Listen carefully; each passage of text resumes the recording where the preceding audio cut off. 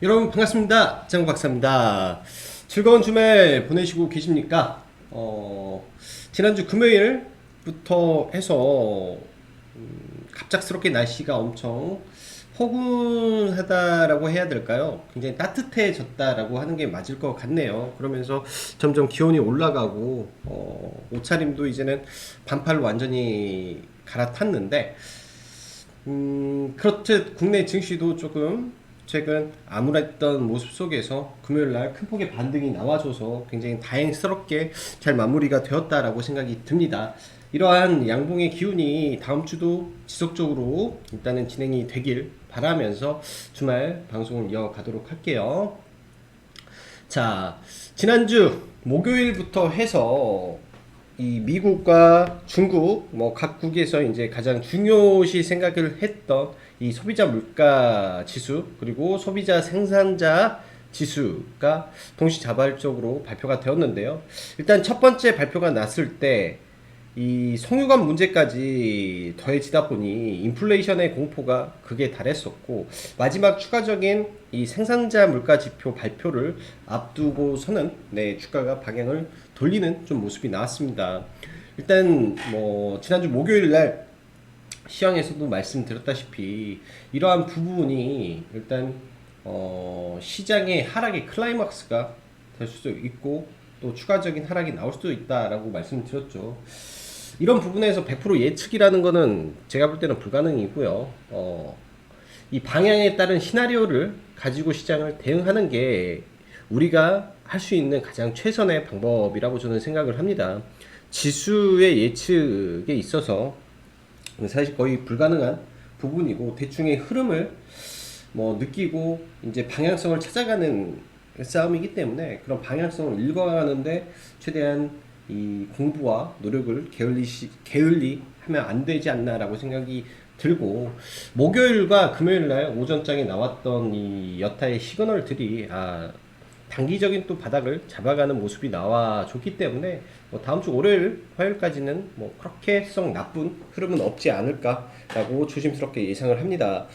일단 다음 주 시장은 뭐 굵직한 이슈들이 몇 개가 존재를 하죠. FOMC 회의록 공개가 이제 주 후반에, 그러니까 수요일 날 있는데 국내 증시가 또 휴장일 때 그런 일이 있어요. 참 재밌죠. 지난주 정확히 5월 5일 날 미 증시가 폭락을 맞았을 때도 국내 증시가 휴장이었어요.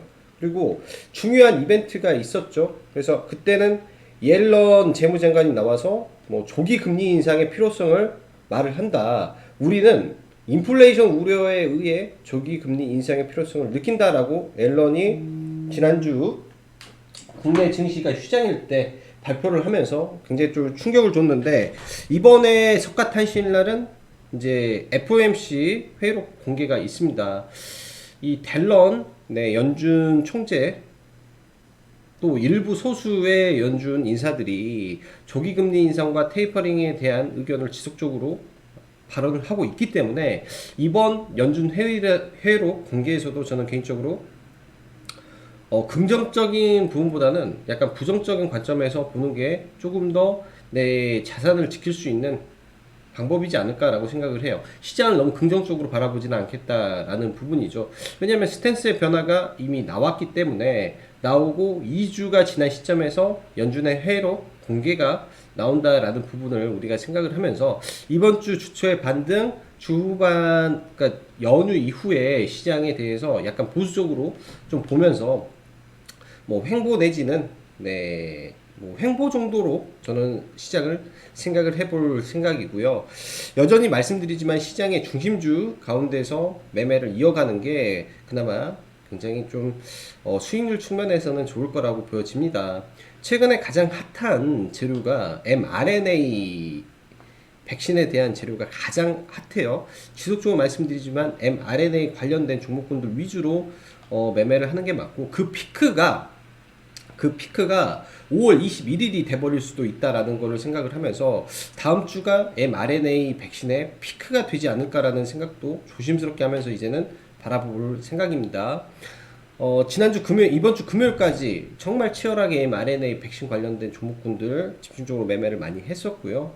뭐 당연히 그쪽 안에 있으면 반등도 잘 나오고 시장 대비 집중도가 높기 때문에 성공 확률이 높았겠죠. 그러나 굵직굵직한 재료가 다음 주에 나올 수밖에 없지 않나 생각이 들어요.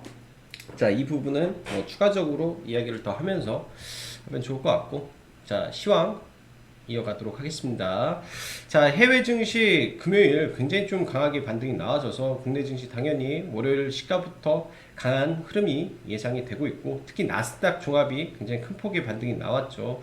이 부분에서는 IT 반도체 섹터가 상대적으로 타 업종 대비해서 훨씬 더 강한 모습을 보였기 때문에 국내 IT 반도체에서 일단은 시가 갭이 발생될 가능성이 높다라고 보여집니다. 근데 금요일날 뭐 상당 부분 반등이 나왔고 월요일날 시가까지 반등을 하면 일부 종목에서는 이틀 동안 12, 3%의 강한 반등이 나오기 때문에 잠시 이제 눌렸다가 다시 한번 더 올라가는 모습이 나오지 않을까 생각이 들고, 그간 좀 강했던 이 소재 부분이죠. 소재 부분이 많이 흔들려요. 그러니까 산업재, 소재 뭐 이런 쪽이 조금 흔들리는 부분이 있기 때문에 이쪽 섹터, 그러니까 철강석, 그러니까 인플레이션 관련 섹터가 약간 흔들리고 있습니다. 그런 부분을 생각을 하면서 현재 시장이 어떤 구도로 가는지를 우리가 봐야 되는데, IT 소부장과 2차 전지, 즉 성장주를 대변하는 종목군들이 빠질 때 잘 보시면 조선, 해운, 철강이 강세를 보였고요. 이쪽 섹터가 약세를 볼 때 조선, 해운, 철강이 강세를 보입니다. 명확히 두 섹터가, 즉 시그니컬 섹터와 성장주 섹터가 시속 게임을 하는데, 과거 뭐 부단 뭐 2018년도라고 해야 될까요? 그 당시에 뭐 제약바이오가 강세를 띨 때 제약바이오가 무너져 내려오면서 한편에서 치고 갔던 거는 테마로는 이 경협주가 그때는 굉장히 강했죠. 경협주와 제약바이오의 시속게임. 지금은 성장주와 시크니컬의 시속게임이 진행되고 있다라고 보여집니다. 자, 시크니컬 섹터 안에서 결국은 가장 크게 부각을 받았던 거는 뭐 해운은 독보적인 HMM이 있었기 때문에 그렇고, 철강인데 철강 부분에서에 대한 인플레이션 생각을 저는 주말 그리고 뭐 다음 주에도 연휴가 있기 때문에 다음 주까지 굉장히 좀 깊은 생각을 많이 해보려고 생각을 해요. 과거 2008년도 10월달 저는 이 당시 역사적인 145달러의 유가를 겪어봤습니다. 그 당시 그렇게 고가를 쳤을 때 유가 200달러 간다라고 시장에서는 말을 했어요. 200달러 갈 거고 대호황이 터졌고 뭐 만수르 뭐 이야기 나오고 온갖 이야기가 많았죠. 그러다가 엄청나게 빠른 속도로 유가는 곤두박질을 칩니다. 이 원인이 뭘까를 우리는 생각을 해봐야 돼요. 시장에서 지금 현재 이 철강이라든지 인플레이션이 야기가 된 거는 당연히 작년에 이 움츠리고 있었던 이 수요가 이연되면서 수요가 폭발적으로 늘었기 때문에 그것도 한 부분이 있는데, 동시에 너무 빨리 수요가 늘다 보니까 가격이 폭증했을 수도 있고요. 여기에 투기 세력이 들어온, 즉 가수요 관점에서 이 가격이 올랐을 수도 있다라고 생각을 하면, 만약에 만약에 이게 이제 가격이 너무 높아요. 상식적으로 예를 들어서 내가 뭔가를 만들어야 되는데 가격이 너무 높아. 그러면 생각보다 이게 가격의 증가를 바로 못 시킬 것 같으면 생산을 줄일 수밖에 없는 그런 환경이 만들어집니다. 그럼 이 가수요를 예상을 해서 사재기를 했던 물량들이라든지 그런 물량들이 시장에 튀어나오게 된다면 생각보다도 더 빨리 떨어질 수 있는 게 이런 변동성이 강한 원자재 투기 상품들이 될 수 있기 때문에 이런 부분에 대한 고민을 좀 해볼 생각이에요. 너무나 빨라도 너무나 빠른 것 같습니다. 이 가격의 상승과 이 흐름이 너무나 빠른 것 같다라는 생각이 들어서 어느 시점에서 브레이크가 어떻게 걸릴지에 대한 부분, 만약에 그리고 반대로 브레이크가 걸리지 않고 다시 한번 파동을 낸다면 나는 어떻게 해야 될 것인가에 대한 고민들을 많이 해봐야 되겠죠. 이 가운데서 이제 뭐 당연히 그간 올랐던 철강 종목군들, 뭐 원자재 관련 종목군들 안에서는 무조건 대장주만 압축을 해야 됩니다.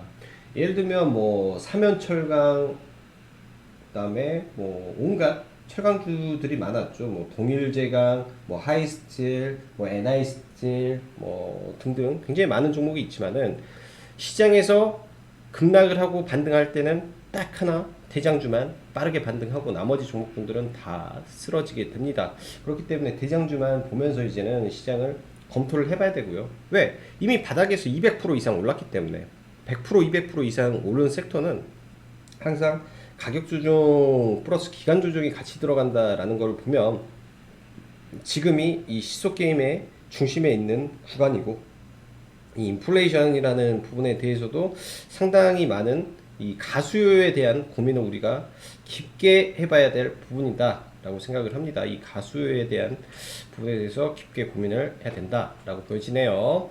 자, 금요일 국내 증시 보면은 뭐 미국 먼저 보면은 거의 대부분의 업종이 반등을 주었고 그간 제일 많이 빠졌던 반도체 섹터의 종목군들 그리고 성장주 섹터의 종목군들이 더 큰 반등을 좀 보여줬다라고 보여집니다. 근데 코로나로 인한 그 마스크 착용을 미국에서 이제 실내, 실외 전부 다 동시에 허용을 해줬죠. 풀고 다녀도 된다. 즉 백신 접종을 한 사람들에 의해서 그런 부분이 여전히 이 코로나 관련 섹터 종목군들에게는 굉장히 호재로 작용을 하면서 기술주 성장주의 반등 속에서도 컨텍 섹터가 지속적인 강세를 보인다라는 점 그리고 금융 섹터도 지속적인 흐름을 보인다라는 점 그 다음에 일부 철강 해운 섹터가 지금 해외도 동시다발적으로 조정을 보이고 있다라는 점을 생각을 해서 국내 지수를 한번 체크를 해보면 좋겠다라고 보여집니다. 자, 다음 주는 한미 정상회담을 앞두고 백신 관련 수합 이슈가 여전히 많을 걸로 생각을 하고 금요일까지도 이런 이슈가 조금 계속 진행이 됐죠. 먼저 삼성 바이오로직스 금요일 최고의 종목이었던 것 같습니다. 일단 관심 종목으로 넣어놓고 저는 개인적으로는 매매는 못했어요. 개인적으로 매매는 못하고 오전에 이제 삼성 바이오로직스 모더나 이슈와 녹십자 이슈가 두 개가 있었는데 삼성 바이오로직스가 갭을 많이 들었죠. 시가에 4% 갭을 들었기 때문에 당연히 관심을 조금 안 보고 있었는데 이게 이제 녹십자는 오히려 시가에서 올라가는 모습을 보이다가 꺾여버렸고 그러니까 돌파가 안 나오고 꺾여버렸고 삼성 바이오로직스는 올라갔습니다. 일단 삼성 바이오로직스 개인적으로는 이 매매에 있어서 이 공시를 따로 보고 매매는 하지는 못했어요. 14일날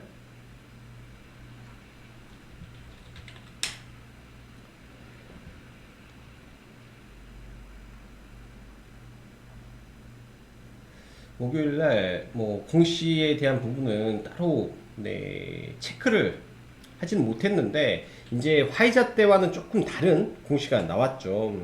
조금 다른 공시가 나왔는데 보면은 이제 화이자는 완전 부인을 했습니다. 우리는 화이자와 어떠한 거래도 하지 않는다. 그러나 모더나는 확정된 바 없다라는 공시를 했고 이런 부분이 다시 1개월 안에 이제 정확하게 재공시를 해야 될 의무가 발생을 했기 때문에 시장에서는 이런 부분에서 기대감이 살아나 버린 거죠. 그래서 삼성바이오로직스가 모더나 백신을 할 수도 있다라는 기대감이 살아나면서 오히려 녹십자 뭐 20도즈 이상 그리고 뭐 이 모더나 CEO의 방안에 녹십자를 방문할 수 있다라는 뭐 기대감 등이 있었음에도 불구하고 오히려 좀 녹십자는 밀리는 모습에 좀 마무리가 돼서 녹십자는 좀 아쉬웠고 이로 인해서 녹십자가 깨지는 시점이 바로 삼성바이오 로직스가 급등하는 시점이 돼버린 거예요. 그래서 그리고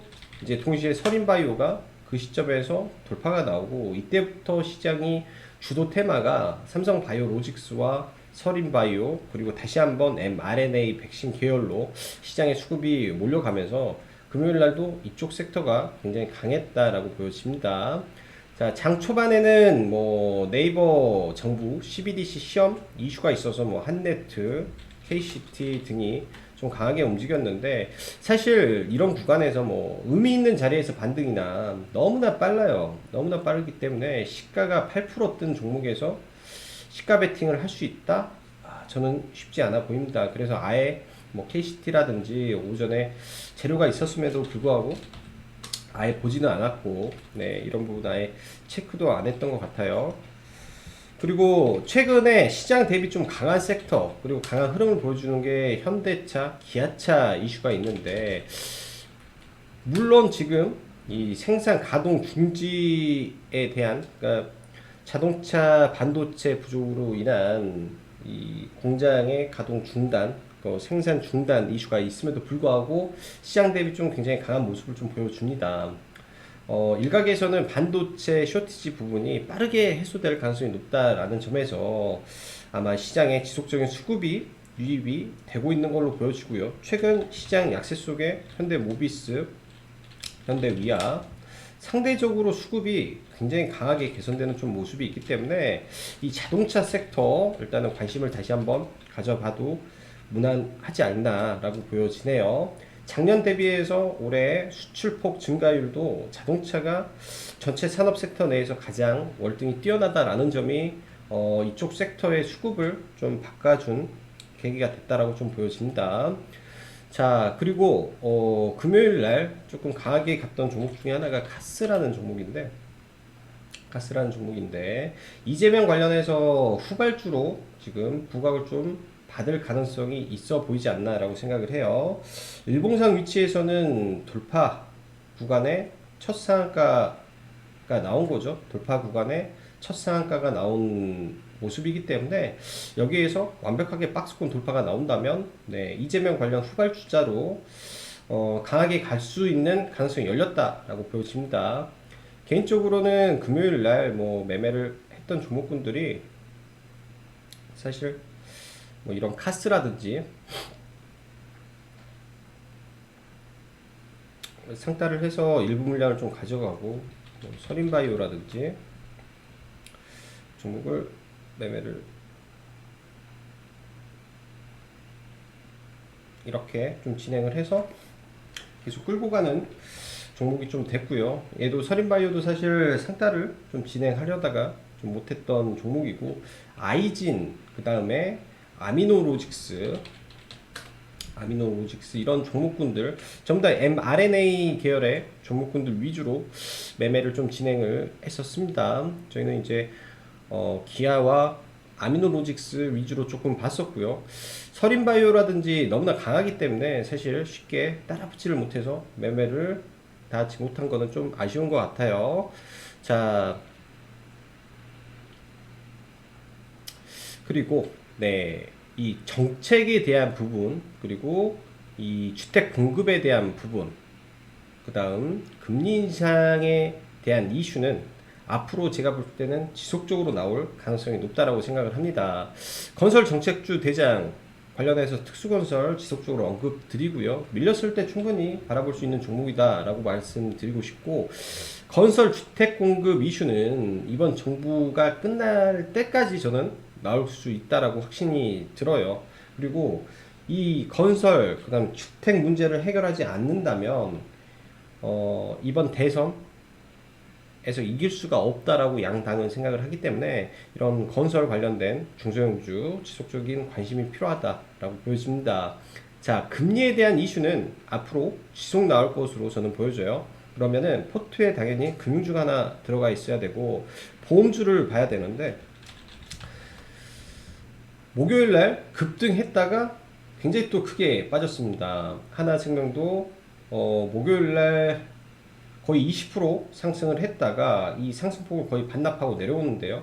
뭐 저희는 목요일날 하나손해보험을 매매를 했다라고 말씀드렸죠. 하나손해보험을 매매를 하고 다 팔았기 때문에 가지고 있지 않은데, 자, 이런 종목군들이 내려온다면 나는 과연 살까에 대한 고민을 이제부터 저는 해볼 생각입니다. 네, 나쁘지 않다라고 저는 생각을 하기 때문에 이런 추세선을 만들어 놓고 어디가 돌파했는지, 그럼 여기까지 밀리면 이런 자리에서 매수를 할 것인지, 아니면 여러 가지 뭐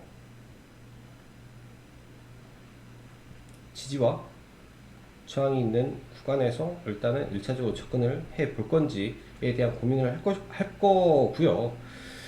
어차피 금리는 올라간다 라고 저는 생각을 하기 때문에 이 종목에서 금리가 상승을 하고 올해 영업이익이 2천억을 바라봐는 종목이 시가총액이 5천억이다. 저는 정말 싸다라고 이제는 생각이 듭니다. 이제는 굉장히 싸게 보여지고요.